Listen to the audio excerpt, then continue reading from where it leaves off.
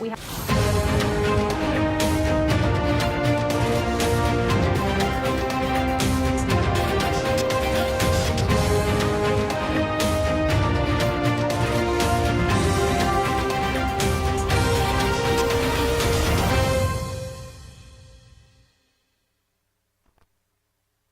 Back here in fabulous Las Vegas on Las Vegas Boulevard. We're going to finish up here with the NCAA football. We're going to talk a little bit about the playoff structure that's currently in place. I'm not going to spend a lot of time here. I've covered this before, but I'm really adamant about it. We have 4 teams, of which I'm going to say 3 of them are worthy to be in the top 4. But really, Ohio State doesn't belong in there. They do not belong in there. In an 8-team playoff system, they absolutely belong in there, along with Penn State, who beat them head-to-head and won the conference. So Penn State should be in there. Despite your opinion, despite they had an extra loss, it doesn't matter. Head-to-head, conference winners, that's what need to be in there. And then you have the at-large teams. The at-large teams are also conference winners that have made a big splash on the NCAA scene in the FBS this year. And so I've been talking about this for weeks now. I've been following the Western Michigan Broncos. I hope to get an interview with PJ Fleck and talk about it a little bit more. But I got to tell you, this is a team that is undefeated along with Alabama. They're undefeated. Alabama plays a stronger schedule, but they also have 4 cupcakes on their schedule. So, yes, they play in the SEC against great teams, but then again, that's what they're recruiting, and that's their competition. So Western Michigan plays in a different conference. They've beaten 2 power conference schools, 1 bowl team as well, but this is a team that's undefeated. They deserved a shot to be in that playoff system as well. You shouldn't have two lost teams really in the top 4, but if you had an 8-team system, yes, I would agree. And certainly Western Michigan deserves a shot at the national title. They have the classification of FBS next to their school name. They deserve a shot. They're undefeated. Yes, they're in the Cotton Bowl. I talked about it last week, but guess what? They deserve a shot, and I'd love to see something done to expand the playoff, and that's my story again, and I'm sticking to it. Now let's go to the Heisman. The Heisman, in my opinion, yes, you had a really good player win the Heisman from Louisville. I don't believe he was the best player in the country. He was good. The quarterback on Clemson was better, in my opinion. But I also believe that the best player in the country was on Michigan, the 5th team in the CFP, the College Football Playoff. And that would be Jabril Peppers, because Peppers can play every position. I think he played 8 different positions this season, and he excelled at every one of them. That is the definition of the best player in the country, not what statistics he has put up. I don't care about that. This guy not only made his team better, but he excelled at everything he did. Whether it was a kickoff return, at quarterback, at defensive back, that was the guy that should have won the Heisman Trophy, without a question. I think he finished 4th out of 5 in the trophy voting. That's ridiculous. So, moving along, we have a football game here in town, the Las Vegas Bowl. And it is tomorrow afternoon. It features Houston, who beat Louisville. They beat 2 top 5 teams this year, and they're up against San Diego State. Now, I don't know who's going to win that game, but I got to tell you, San Diego State is tough. Houston is tough. They have a smothering defense. So I'm not thinking there's going to be a ton of points scored, but usually in bowl games there are. I really think that this is one of those games you just kind of want to tune into. Like every year we have the same thing with the Holiday Bowl. The Holiday Bowl every year is the most exciting, usually the highest scoring bowl game out of all of them. It pins the Big 12, the Big 10, which is now 14 teams, so it's a little confusing. It pins the Big 10 against the Pac-12, and these are usually your 3rd or 4th place finishers in the standings. But every year, it's a fantastic game, and that's usually on December 27th. I would highly recommend you watch that Holiday Bowl, along, of course, with the Las Vegas Bowl here in town. That's going to be a really good game.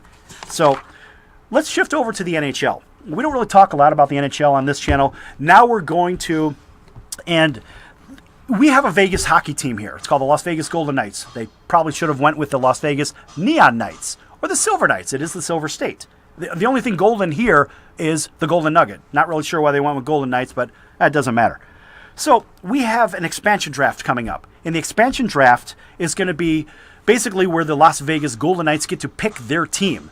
And certain teams, all the teams out there, they don't protect certain players. They have a right to protect certain players. The other ones that are unprotected is basically what's left.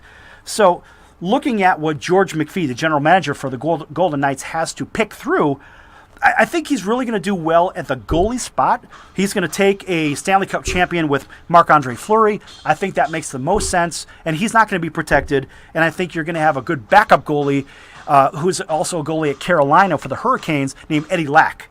And so you're probably going to end up with a team captain that is overplaying with the LA Kings right now, and that's Dustin Brown. Dustin Brown is going to be left out in the cold. The Kings have gone a different direction. He's a great leader for the Kings. I think it's a big mistake for the Kings not to protect him, but you're going to see Dustin Brown come over to the Golden Knights here, and then you're going to have a couple of other notable players. One from Anaheim, plays over in the Ducks, Jakob Silfverberg. He's a good young forward. He's a scorer. He's not a high scorer, but he's an impact player on the ice, and this is a guy that's going to do a lot of good for the front three on maybe your first line, because there's going to be three lines, your one line, your two line, then your checking line. Some teams have four lines, depends on what team it is, and then you have your three defensive pairings that go along with those three lines. So I think Silfverberg brings a lot of value to the Golden Knights, and he's going to probably end up here. And you're probably going to also end up with another player at forward, and he plays with the Winnipeg Jets. His name is Matthew Perreault. He's another guy. He can get you 20-plus points, maybe 50 points in a year, meaning assist and goals. So this is a guy. He's an impact player. He's not a great player, but he's steady. And I don't really think the Golden Knights are going to go for those big names, because you have to start somewhere and you have to pour a good foundation. So speaking about the foundation from the defensive side, I think the Chicago Blackhawks are going to let Trevor Van Riemsdyk come over. They're not going to protect him. He's going to come over. And I also believe that Vancouver's going to let former Duck and now Vancouver Canucks player Lucas Sbisa come over here to Las Vegas as well. Minnesota is not going to protect Jonas Brodin. And so he's a really good blue liner. He's probably, I'm going to guess he's probably a good top four on any team, and he's a top four guy. When I say top four, that's your two defensive pairings, your first line, your second line. So he's in that top four. And also there's another scorer with Washington Capitals, Dmitry Orlov, and you'll probably see Orlov come over to this team as well. So the Golden Knights are going to have some decent players. I'm not really sure where it's going to take them. The problem is they're going to want to win now, despite they have a 5-year commitment from the season ticket holders like me. I'm a season ticket holder. And we want to see a winning team, but we also have to understand where the league is going from a talent pool. What do we have to pull from, and what is really available within our budget? We don't want to spend a bunch of money. We have to develop some players and get some players that have maybe relegated to the middle of the road on their teams, and they could come out and flourish on the Las Vegas Golden Knights. So look for a team that will probably win,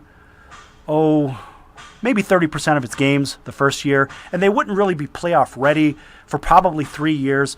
So the season ticket holders like myself, we have 5 years commitment. So right when we're teetering saying, oh, geez, this team is horrible, we're going to have to get out of these tickets and all this other garbage.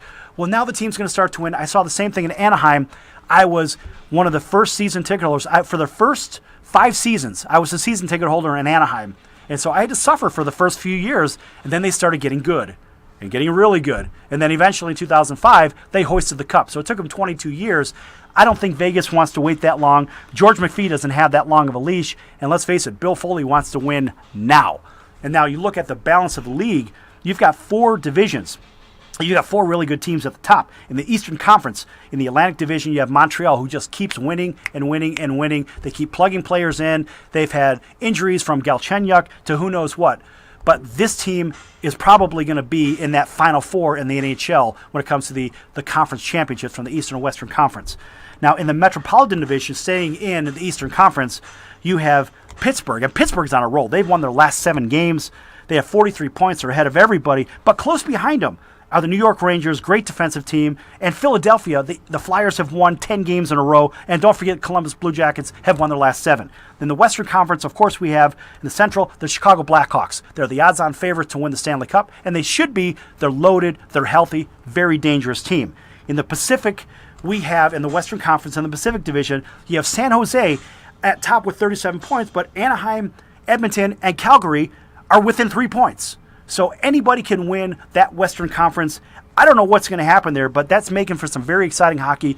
Edmonton is very fun to watch. They're loaded with talent. I'd like to see them do well. They've got Connor McDavid, who is an absolute superstar, just like the New York Rangers have one of their own. Look for some pretty exciting action this weekend in the NHL and in Vegas for a football game. Have a great week. We'll see you then.